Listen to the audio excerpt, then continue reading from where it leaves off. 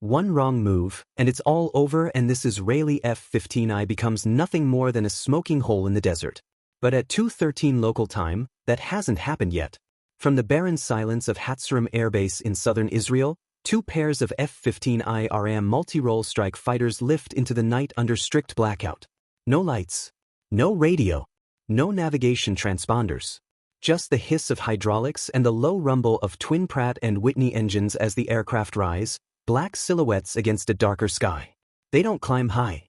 Instead, the formation hugs the surface like a predator stalking beneath the waves, descending to just 150 feet above the surface of the Red Sea.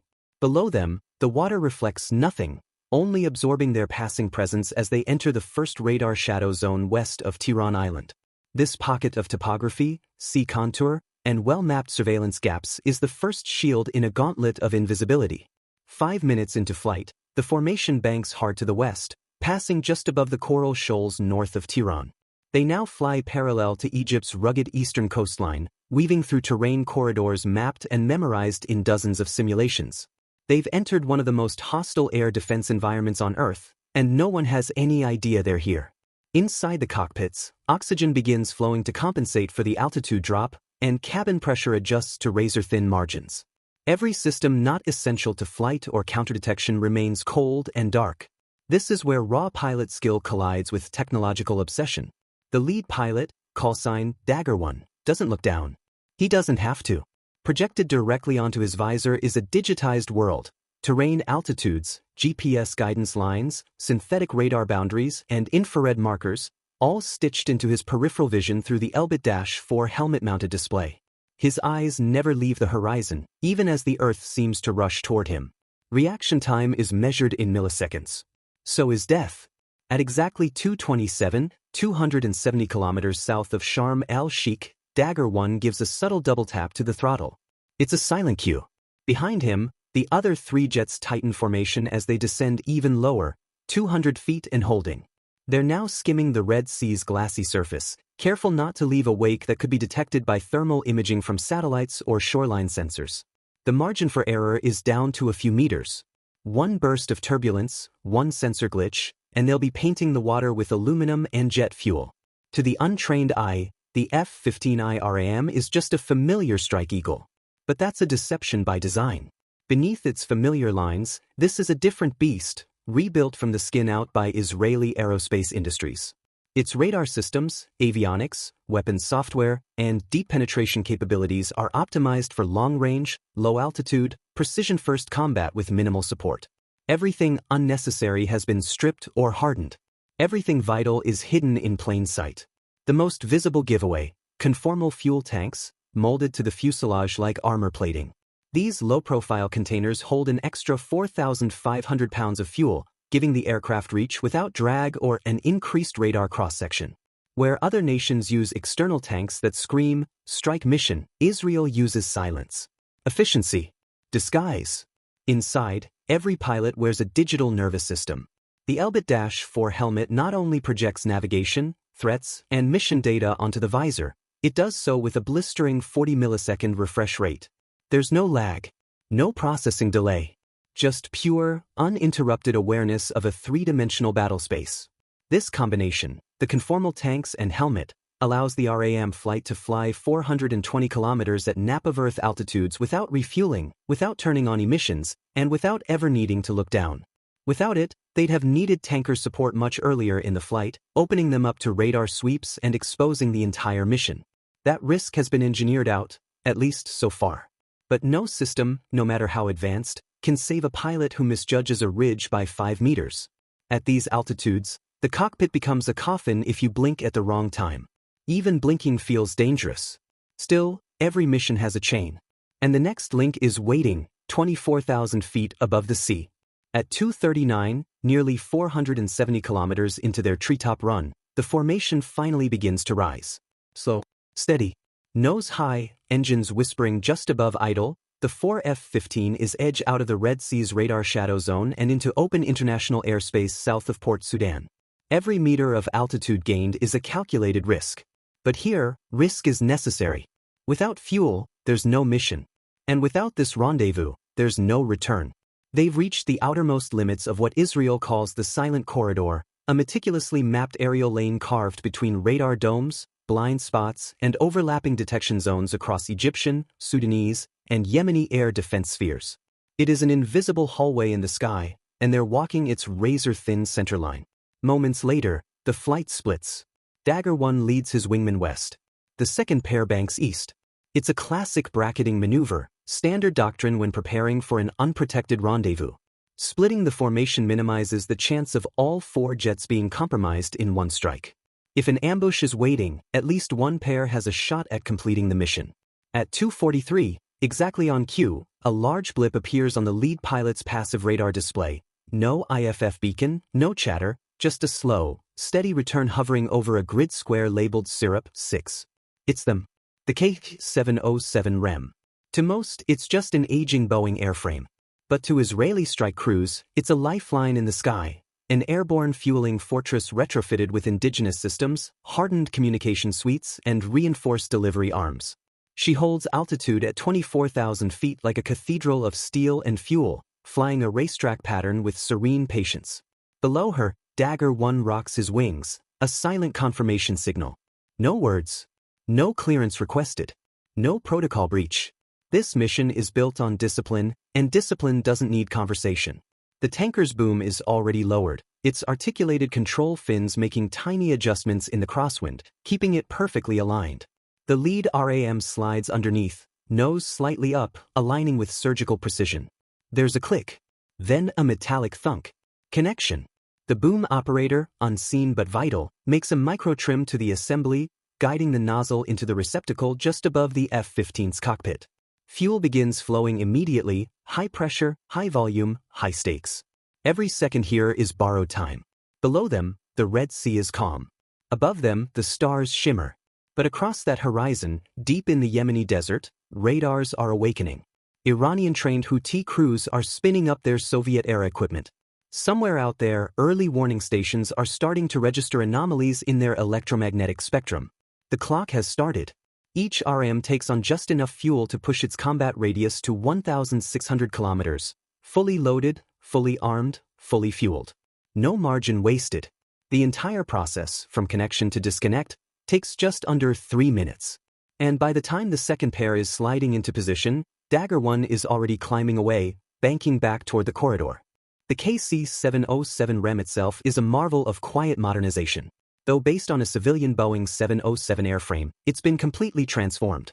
Israel Aerospace Industries gutted the inside, outfitting it with encrypted avionics, electronic fuel management, and override systems that let operators shift priorities mid-flight. If one jet needs more fuel or an emergency change, the Ra'am can do it with a single switch flip.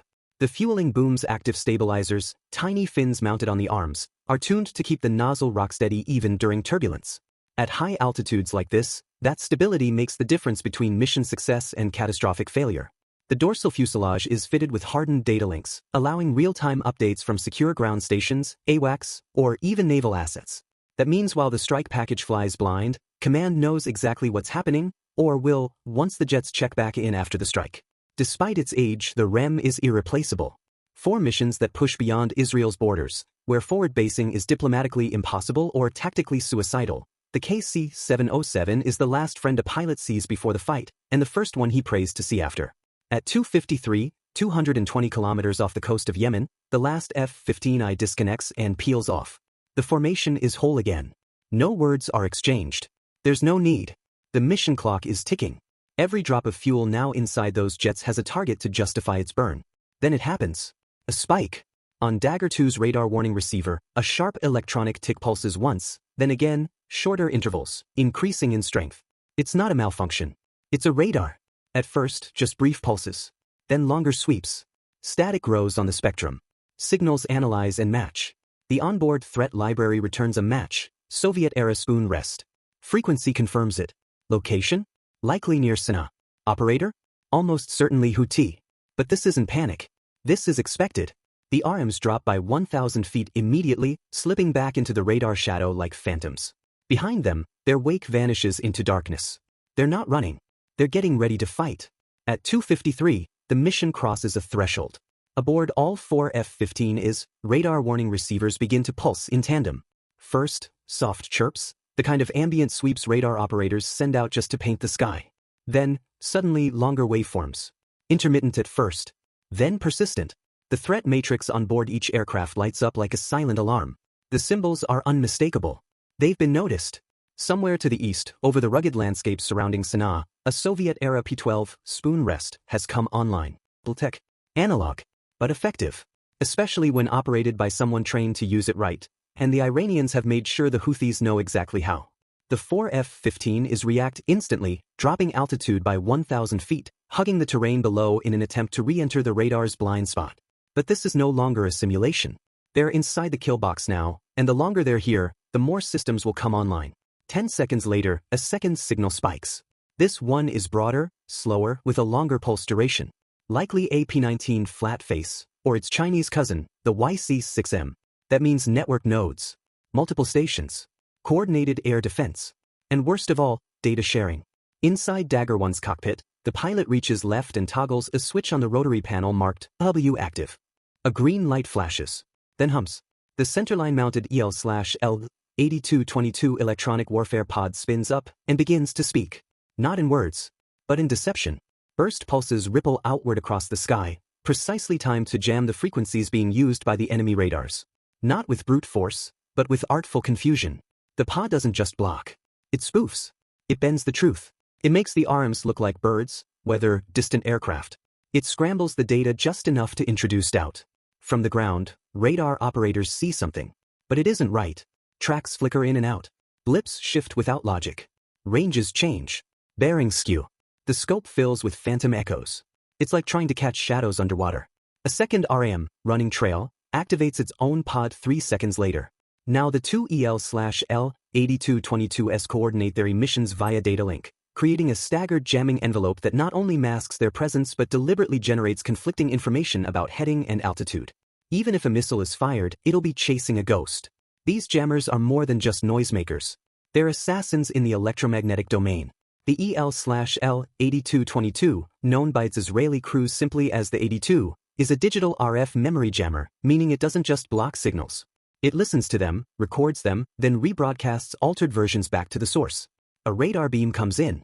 The 82 captures it, delays it, shifts its frequency or phase, then reflects it back slightly out of sync.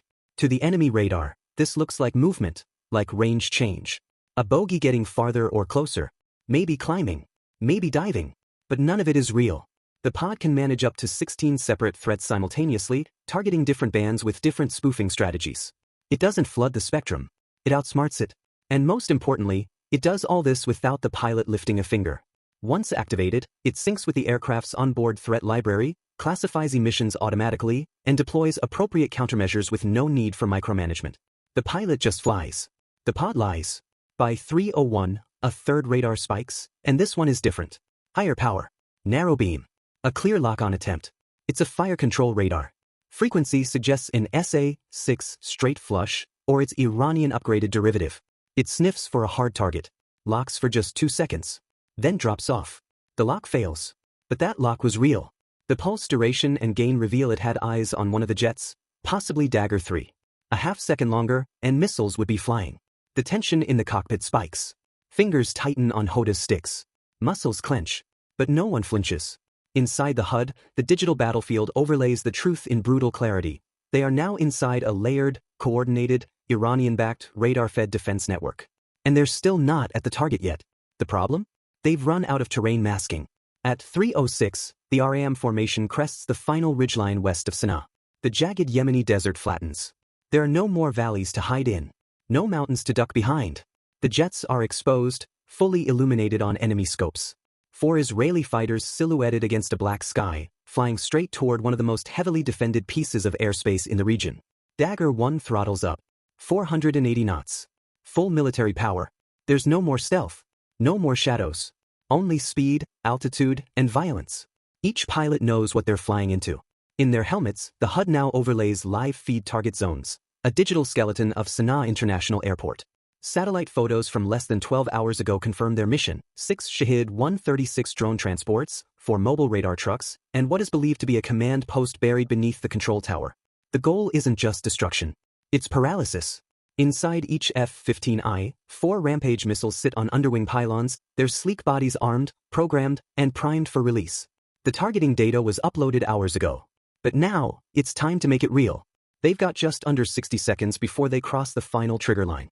And every radar in Yemen is watching. At 3:07, the formation closes to 20 kilometers from target. Sanaa International Airport is no longer just a marker on a map, it's a shimmering heat bloom on every heads-up display, the black skeleton of infrastructure faintly visible against the desert floor. The airspace is lit. Radars are alive. Time is gone. Then, finally, the words they've waited to hear. Weapons free. The call comes from Dagger 1. Absolute. Like a conductor cueing a symphony. In less than a second, the desert sky becomes a firing range. One by one, the Rampage missiles drop from their pylons. Angular. Predatory. There's a beat. A pregnant pause where gravity alone carries them for a second, and then each missile ignites, kicking out a bloom of fire as its booster lights up and flings it forward at Mach 1.5. The launches are staggered with ruthless discipline. Not to show off, but to confuse tracking systems. The first leaves Dagger 1, then Dagger 2, then the trailing pair. 8 missiles in total, released in a perfect ripple fire, arcing low and fast over the desert like steel falcons loosed from the hand of a war god. Each missile is pre-programmed with its own GPS coordinates, target profile, and strike timing.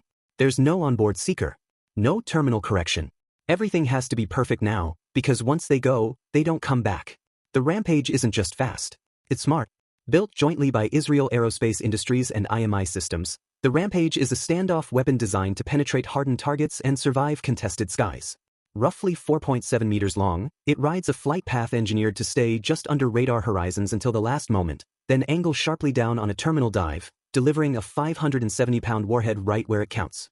The warhead itself is optimized for fuel depots, bunkers, and reinforced hangars. Not with sheer explosive force, but with precision. Speed and mass do the rest. By the time it hits, it's not just a missile. It's a hammer dropped from orbit. The pilots maintain course, fingers tense on flight controls, even as their radar warning receivers scream. 3 separate threats now light up their displays, overlapping emissions from multiple angles. Ground-based search radars. Possibly even mobile SA-6 systems. One contact spikes high, that's a targeting radar. Fire control. They're being hunted. But the strike is already in motion. And now comes the payoff. At 3 hours 8 minutes and 42 seconds. First impact. A plume of flame erupts from the eastern end of the airfield. Target 1, a fuel depot. The heat signature rolls upward in a blooming cloud, bright enough to momentarily ghost their FLIR feeds. Plus 3 seconds. Second impact, the main maintenance hangar. The concussive force lifts an entire roof panel into the air like a sheet of paper. Shockwaves ripple across the tarmac. Plus 5 seconds. Targets 3 and 4 are hit in quick succession. Drone transport trucks parked in a staging area and the radar antenna feeding telemetry to a nearby control post. The secondary explosions confirm what intel suggested. The drones were fueled and armed. Then the big one. 3 hours 9 minutes and 1 second. A missile pierces through the airport's administrative center, the suspected command hub buried beneath reinforced concrete. There's a delay, just long enough for the warhead to penetrate, and then the structure folds inward. Fire. Gone. Across the field, every remaining radar signature in the area drops off. Either they've been destroyed or the crews just ran for their lives. Doesn't matter. It's working. But the RMS aren't done yet. They bank, hard, 1 pair left, 1 pair right, splitting like claws on a raptor. Not to flee. To circle back. Because there are still 4 missiles each, and targets still standing. This time, there's no staggered formation. No tight stack. This is a brawl. The pilots select targets on the fly. Mobile units, antenna trucks, suspected SAM vehicles. The rules are simple now. Fire everything. Leave nothing. At 3:10, missiles drop again. The launches are Messier this time. One slightly late, another slightly off-axis, but it doesn't matter. The chaos is intentional. Precision from mayhem. Even if the enemy fires now, they won't know what to shoot at. The second salvo screams forward. More impacts. More fireballs. A tower crumples like wet paper. The runway splits in 2. Debris arcs skyward in molten clumps. The air over Sanaa glows like a forge. Then the call comes. Winchester. Now. It means they're empty. No more weapons. Time to get out. All 4 F-15 is pull up, nose high, afterburners lit, streaking toward the upper atmosphere in a steep 60-degree climb. They're gaining altitude fast, but not fast enough. Because now, finally, the enemy fights back. At 3:10. The last missile is gone. 8 more rampages are screaming toward whatever targets remain standing at Sanaa International. The runway is fractured. Drone depots are burning. The command post is a smoldering crater. The mission is a tactical masterpiece. But as the jets rocket upward in a steep 60 degrees climb, victory gives way to urgency.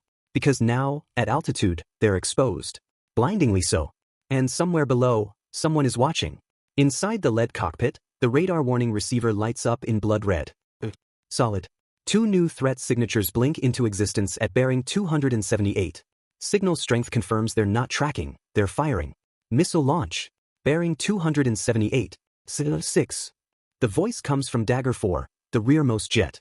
Calm, but unmistakably sharp. There's no time to think. No time to confirm. Just instinct and violence. 2 missile plumes arc into the sky from Al-Dailami Air Base.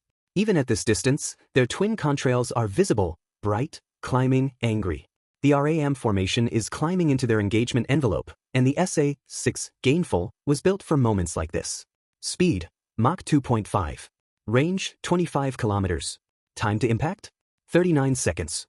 The F-15 can't outrun them flat. Not from this position. Not from this altitude. The only option, go vertical, go hard, and scatter. Defensive split. Go. The formation breaks apart like glass under pressure. Dagger 1 punches afterburners to full, shoving the throttle forward with every ounce of force. The sudden surge slams him back into the seat, G-force clawing at his chest. The airframe vibrates under strain. His oxygen mask tightens. Sweat breaks across his brow despite cabin cooling. Eyes locked ahead. Altitude readout, 9,000 feet. Missile range, 17 kilometers. Closing. He dumps chaff. A cloud of metallic shards scatters behind the jet, each a false promise of heat and radar reflection. He yaws slightly left. Not too much. Just enough to throw the SASIXS guidance loop into doubt. The EL/L 8222 pod is working overtime now. It's blasting tailored waveforms back at the missile's command radar, mimicking shifts in speed, in range, in heading. It's like trying to hit a shadow that keeps moving half a second before you pull the trigger. Dagger 2 goes high right, Dagger 3 drops into a shallow dive, Dagger 4 rolls hard and deploys flares, just in case the SASIXS are paired with heat-seeking manpads operating below. Altitude readout, 11,000 feet. Missile range, 9 kilometers. The missiles aren't turning. They're tracking. Still locked. At 3:14. The formation crosses the Yemeni coastline, now technically back over the Red Sea. But airspace boundaries don't mean safety. Then, in a flicker, the missile trajectory starts to bend. Not sharply, just enough. Guidance is slipping.